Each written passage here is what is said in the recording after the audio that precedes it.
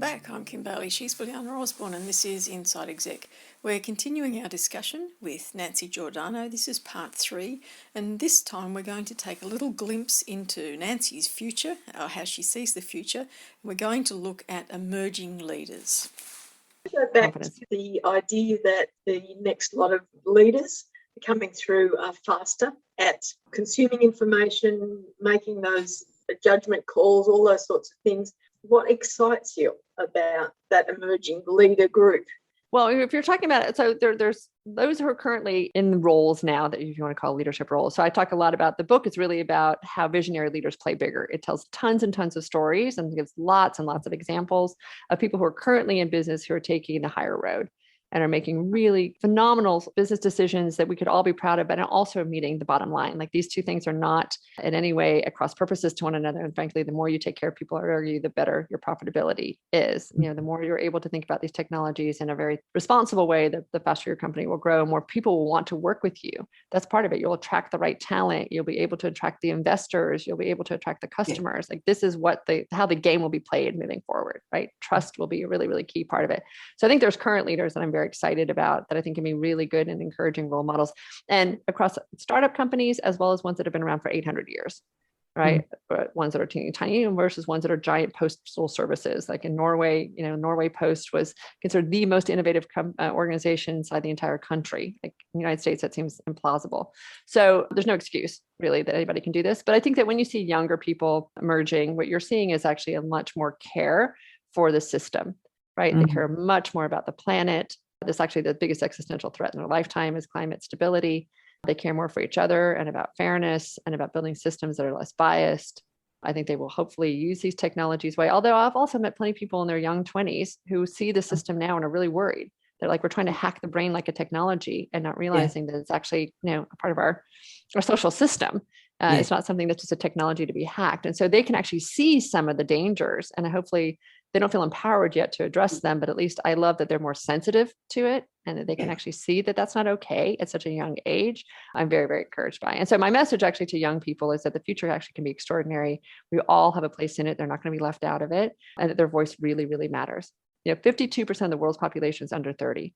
I think it's 42% of the population of the world is under 25. That's a pretty significant group of people. They're going to make some really big decisions, and we don't want them to do it out of fear and trauma. We want them to do it out of confidence and a desire to build a better next for all of us. So that message for that group of people is really, really important, that they're safe. Have you thought about which ways can we put that in the media? As you said, the media is sort of guilty of, in over generations, of the negative, the repetition of the negative and the bad mood sort of examples. We need to have a lot more like people like you to speak on television, to get into the media where that can be just part of good news stories, or just even at the news time. We really, really need that. Any thoughts about how you can get into there?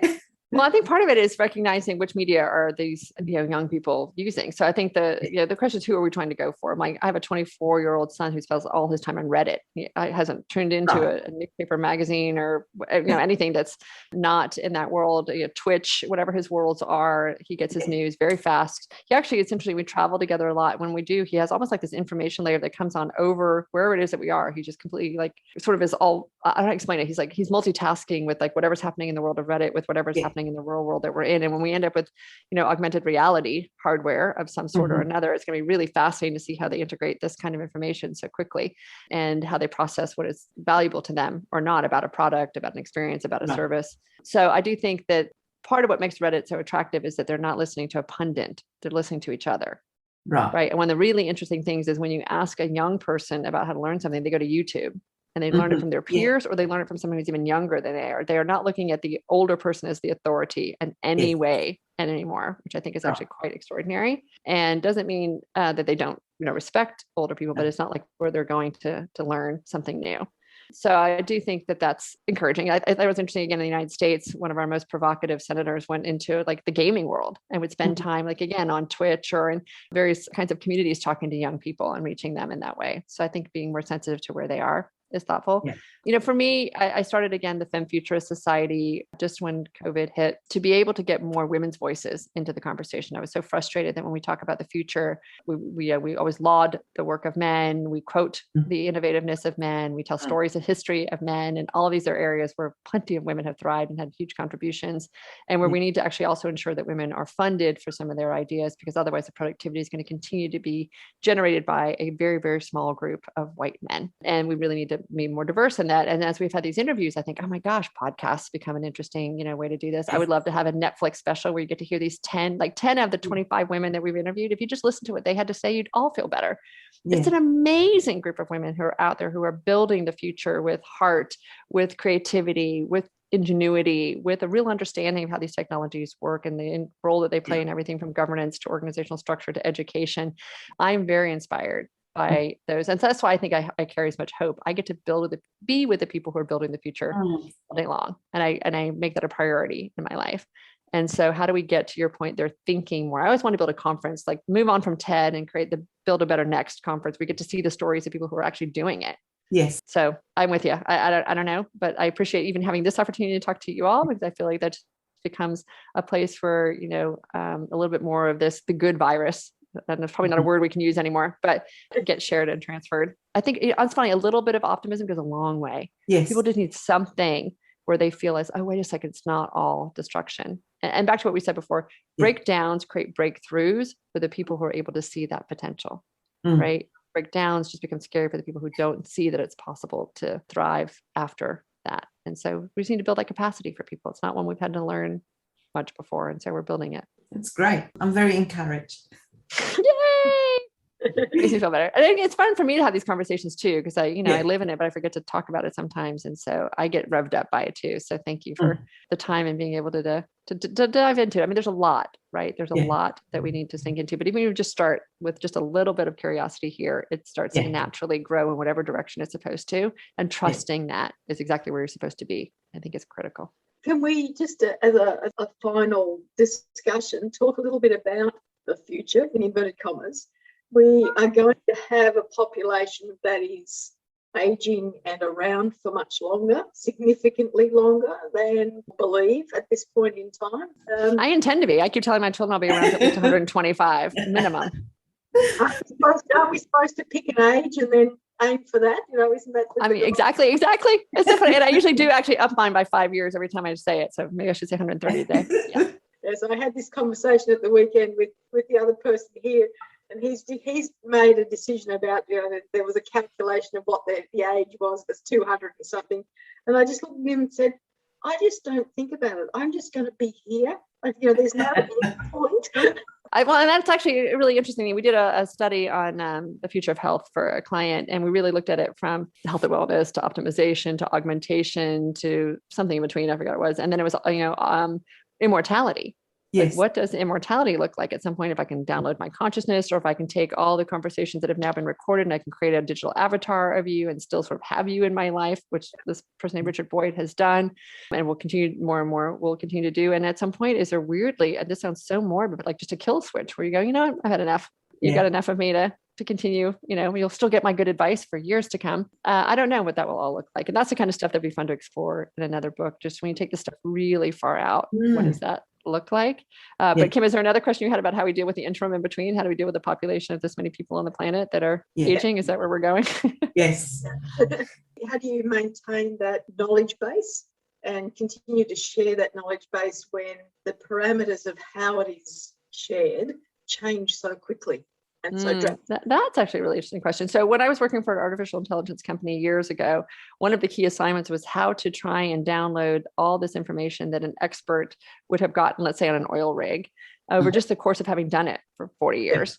Right. There's just an intuition that they know that somehow that sound doesn't sound right, or that pipe doesn't feel right, or these things together somehow, like how do you codify that and put it into some place where other people would have access to that knowledge, because more and more people were retiring and aging out of those professions. So I think we are trying to figure out how technology can be a part of that. I think what you're going to see actually in the management world is a lot more networks, and we've seen them being built where there's a again, this goes back to your craftsmanship idea, but I have an area of expertise across any age range or any kind of whatever. And I would make it visible to people so that they can tap into it when they want to. More and more organizations are trying to figure out how inside their organizations they can tap into that. And I think externally, we're going to find ways in which we can find inside the world, who is the person who knows this that we need for that, and or structure things so that people can be parts of citizen science and different kinds of innovation challenges, where it's not just because you're inside an organization and given this role that you're allowed to share that kind of expertise, but there'll be much more open sourced ways in which people will be able to contribute that over a long period of time. So I do think those combinations of systems and technologies and encouraging and incentivizing people to still be part of those conversations. What occurs to me just in that, because it's close to what I do these days, is do you see that transferring into the not-for-profit and the recreational organisations? Yeah, I mean, one of the big questions that's always come up around these technologies is that, you know, the first companies to jump on them are actually first pornography, and then second finance, right? Because they want to be able to figure out how to do what they do. And then it becomes the territory of a very small group of people who just know how to make more money from it. And the question is, how do you make things like artificial intelligence more available to schools, to healthcare professionals, social work, to, you know, some to really solve the big problems that we're going to solve for. So the good news is that more people are thinking about that. PwC is an interesting example because they're very focused on upskilling. They've committed several $1 billion to it, but not just for their own employees and not just for their clients, but for civil servants and anyone that's in the public sector who wants to make sure that they also have access to this kind of learning and training. And so we're going to recognize we're all stronger when everyone has some basic literacy around that and then basically able to contribute. I think what's also interesting you're seeing now, there's a stat I read this morning that Microsoft predicts that there will be 500 million applications, apps that get created in the next 5 years, which is like infinitely more than in the last 40 years. And the only way that's possible is because the technology is becoming so much easier to work with, that we don't need to have that sort of extreme expertise anymore. Low code, no code software, which is a little bit more kind of putting things together like Legos, it allows everyone to be innovative and have an idea and be able to then contribute that idea. So I think that there's all kinds of ways in which we'll be able to scale up our capacities and make this more and more accessible to people across the spectrum of whatever industry they're in or education level they have or parts of the world that they're in. I think that's another big part of it. How do we make sure it doesn't just all stay in sort of industrialized nations, if you will, and ensure that this gets shared more with the majority world? There are, again, solutions that are making it easier and more affordable. I think we've probably covered all of the things that we thought we were going to, and then some. Is there anything that you'd like to leave our listeners with, Nancy, that we missed in that time that we've been talking? No, but I do think that having narratives that we walk away from these conversations with, right? So it's not just a whole bunch of information that we got, but what did we really, like, I always encourage my children, okay, what did you just hear? Like, what is the summation of what it is that you are now encoding into your brain?